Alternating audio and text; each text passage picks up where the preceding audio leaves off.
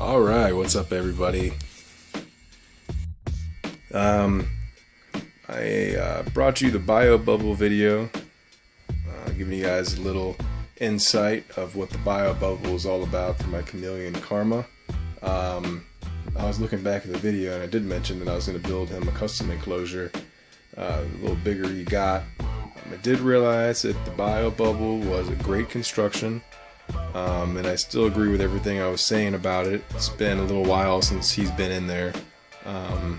I will say though that the bigger he got, the more space he needed. And with the Biobubble, it did one thing to my little dude that I didn't like. Is that he his crown is a veiled chameleon. If you look at the top of his crown, there you can kind of see there, it almost looks like it's gotten burnt.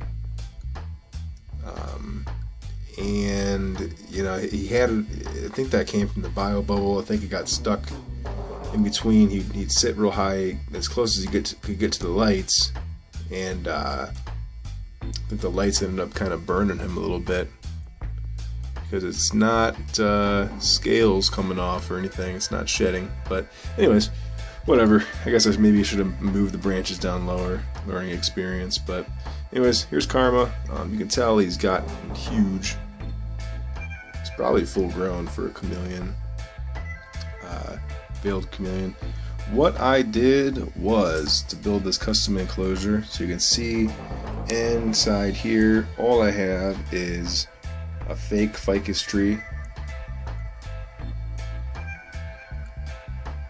The same vines that I had in the Biobubble, and some of the same plants and all the fake stuff I had in there as well.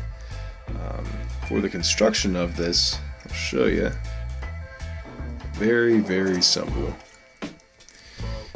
You can buy a ripped breeze that's not even this size for like $150. This didn't cost me anything. Just used some stuff I had laying around. This is actually screens. That's all it is. Screens. I got 4 of them. 4 of them, about the same size, and just screwed them together.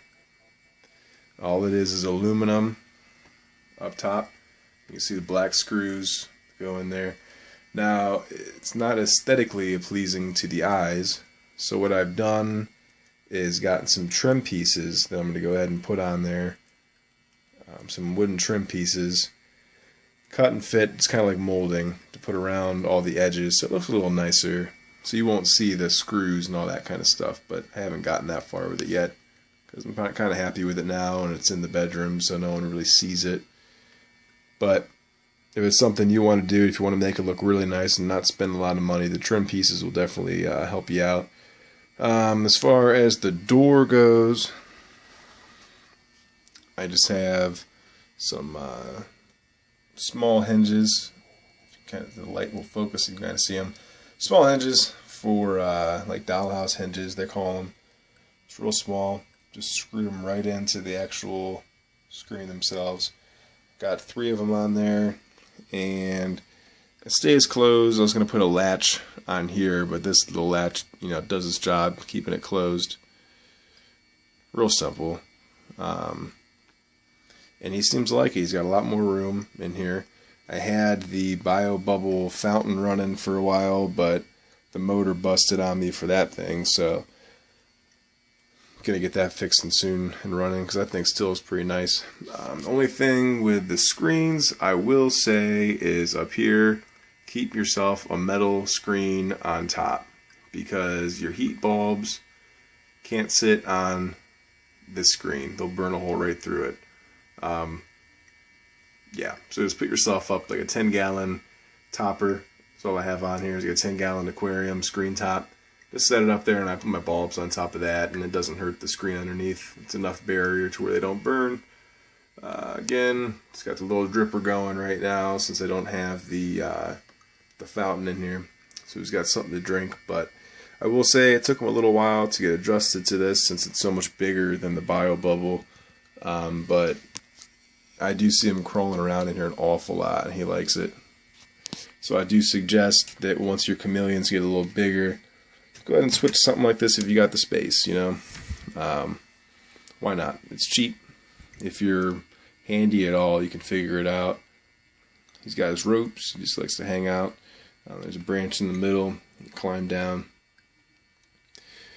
and do whatever. And again, I don't leave roaches in here because there is no bottom. I just got it sitting on a glass table for right now and a Tupperware lid. So I got the substrate in. And I actually have a little bucket that's catching the water dripping from that guy up there, so it doesn't make that big of a mess. So yeah, there you have it.